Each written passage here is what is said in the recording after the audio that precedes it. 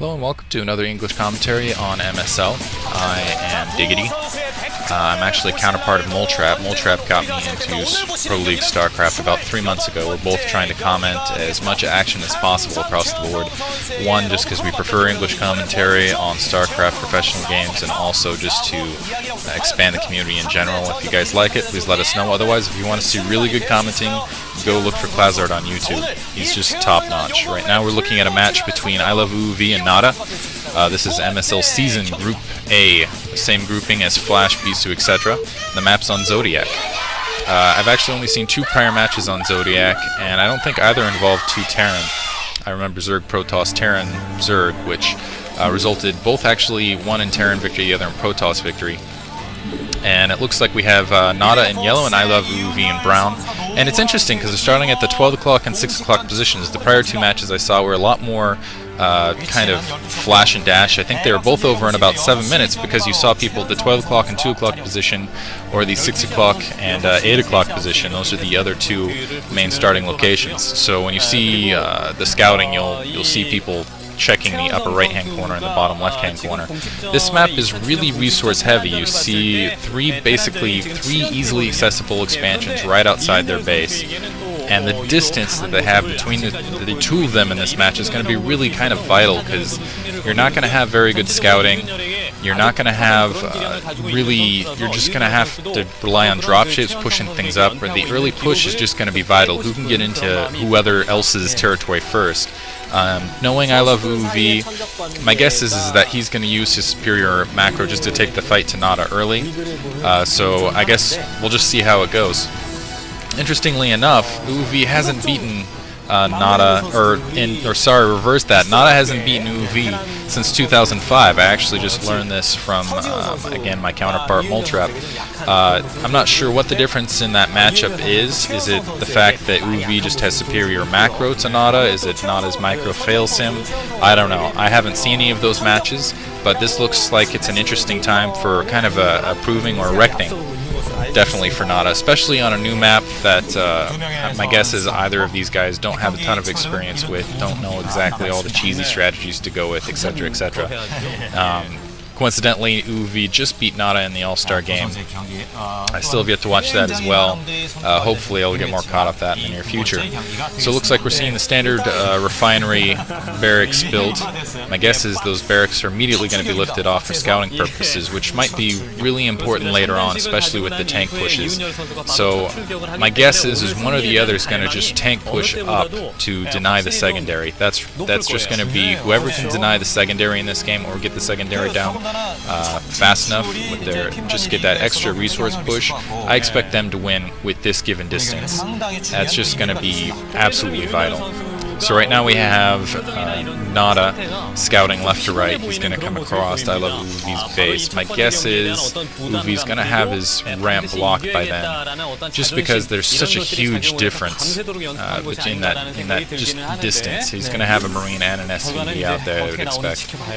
Looks like you're seeing second barrack going down, going for a little extra economy on NaDa's part. Factory already going up on I Love UV's part. Factory just going up.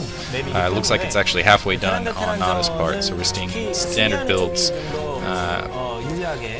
SCV coming down to get shot at and denied the scout right now. But looks like right now both sides are figuring out the distance they have between them. As you see, the floating barracks are coming out towards one another. I'm curious how this is going to affect their strategy at this point. So, gas collection going on. I don't see a second factory on... there's the second factory for I Love UV, but I don't see a second factory for NaDa. I'm actually curious why he's not building that second factory. Is he going for early siege tank? Looks like it's active. Looks like he's going for early siege tank, maybe early... he's already got a vulture going down. And he's getting his early expansions. I think that's going to be key. I actually favor NaDa at this point. Oh no! UV has a starport going up. That's going to be vital in this matchup. I don't see any way that NaDa's going to be able to scout that starport. And it's proxy too. He's going to have a huge advantage here in just a second if he decides to put out a Wraith, just because I don't see NaDa having anything out in time to stop that. Yeah, he's upgrading the Terran control tower right now.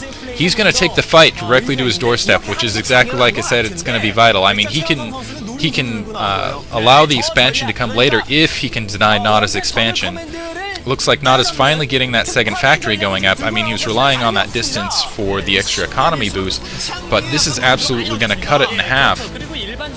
Oh, this is going to be very interesting. I'm curious if he's going to be going Wraiths, just standard dropships, and pulling them out. That second... Oh, look, Scout, he knows. He knows. Uvi knows that second expansion's going up. He's already got something in place to deny it. Looks like he's setting up the vultures to go do a harass. Now we see that barracks come under fire. That's going to deny NaDa any sort of scout in that general area. This is just going to be bad for NaDa together. He's just in a bad position right now. Let's see how it works out. My assumption would be dropships, and my assumption would be vultures in the back of NaDa's base, because it looks like he's gathering up, yeah, he's gathering up those full vultures, those 4 vultures for a drop backside. He's going to just do massive amounts of damage to NaDa's economy, because he doesn't have any sort of air defense up at the moment. That barracks is going to go down. He's not going to have any sort of scout for that. He's going to be able to fly right over those mines, and in that positioning, here it comes. Those full, we're going to see 4 vultures going up into the backside, just going to do some...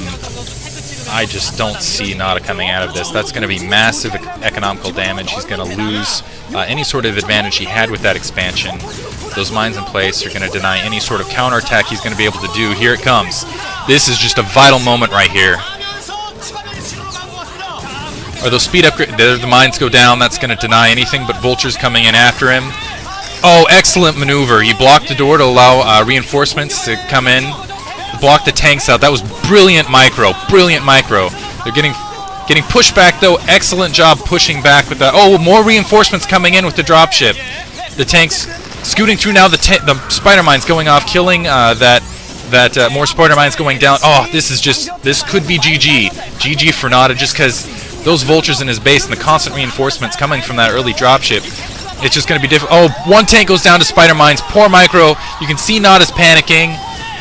The second tank goes down. He does not have anything in his base defending. Those probes are just going to be at the whim and mercy here. He's trying to keep that barracks up just to see what kind of reinforcements are coming down. Finally, the Wraith comes out. There's nothing that NaDa can do against that Wraith. He's just trying to group heal that vulture. This is GG for NaDa. Vulture's pushing up the ramp, just inflicting all sorts of damage in NaDa's base. NaDa should just call GG now. This is hellacious. This is just absolute destruction. I don't see, there's nothing that NaDa can do at this point. You see the vultures just, I mean, he can try to build these tanks out, but they're immediately going to be taken down by these spider mines. I think he's just trying to save face right here. And that's just got to be frustrating how many times he's lost against Uvi's. Just amazing. This was just an amazing micro feat. You just saw the situation, built that starport early, cut the distance advantage, which NaDa thought he had with that extra expansion, just got rid of it, and just got into his base and just wreaked havoc. That second expansion is just, I'm not sure if it's already down, but it's obviously not helping him out at this point. Those mines are protecting against those tanks, and just reinforcements are starting to flood in to NaDa's base. I'm surprised that Uvi is still in this at all. Looks like he's trying to get an armory up. I'm not sure to get Goliaths out, to deny that scout ship, or take care of those Wraiths, but that's not going to go up with those Wraiths harassing. There's nothing that's stopping those Wraiths whatsoever. He doesn't even have an engineering bay to stop those Wraiths, so my guess is the Wraiths are just going to continue coming up pumping. Right now, Uvi is just, yeah, there's GG. What a great game. This has been a commentary for, again, Season 3 Group A.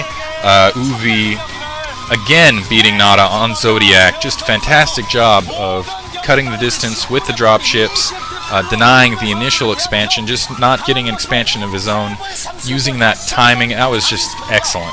This has been a commentary by Diggity. Check out either me or Moletrap, or if you haven't already, Klazart, because he's the true professional commentator in the StarCraft community, and we're just filling in while he's gone. See you guys later.